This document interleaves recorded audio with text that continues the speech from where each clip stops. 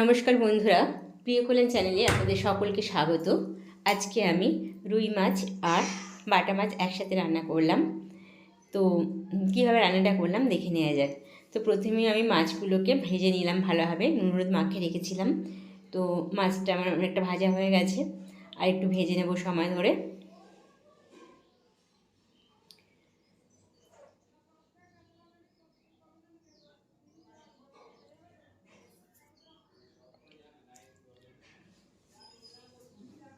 তো আমি মাছ ভাজা হয়ে গেছে, আমি নিয়ে নিয়েছি পেঁয়াজ কলি, পেঁয়াজ আদা রসুন নিয়েছি, টমেটো নিয়েছি একটা।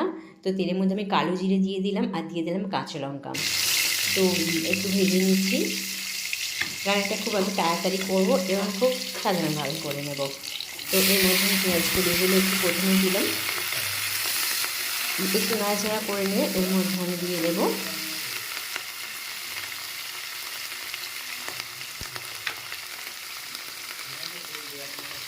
পেঁয়াজ আদা রসুন আর টমেটোটা আমি দিয়ে দিলাম।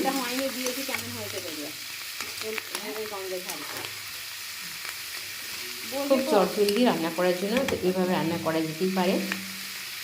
হাতে কম সময় থাকলে এভাবে রান্না করতে হবে। দিয়ে দিলাম হলুদ গুঁড়ো, দিয়ে দিলাম লঙ্কা গুঁড়ো, দিয়ে দিলাম ধনে গুঁড়ো আর দিয়ে দিলাম জিরে গুঁড়ো। তো বেশ ভালোভাবে নাড়াচাড়া করে নেব। মাছটা কিন্তু খুব ভালো করে ভাজতে হবে, তা নাহলে কিন্তু ভালো লাগবে না। এবার আমি এর মধ্যে দিয়ে দিচ্ছি লবণ।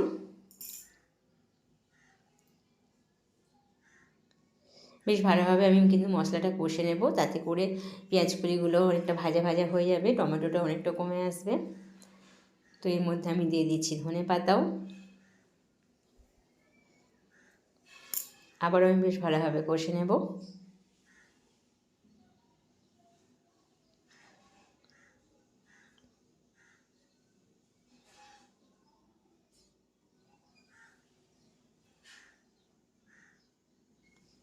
দেখুন মশলাটা আমার খুব সুন্দর কষা হয়ে গেছে আর ভাজাটাও কিন্তু খুব সুন্দর হয়ে গেছে।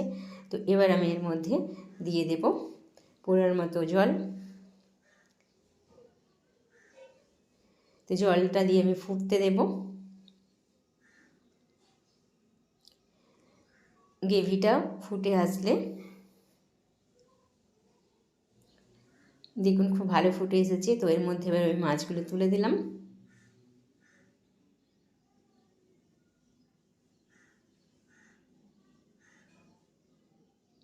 হাতে কম সময় থাকলে কিন্তু এভাবে রান্না করা যেতেই পারে, কিন্তু খুব খারাপ হয় না, খুব সুন্দরই টেস্ট হয়।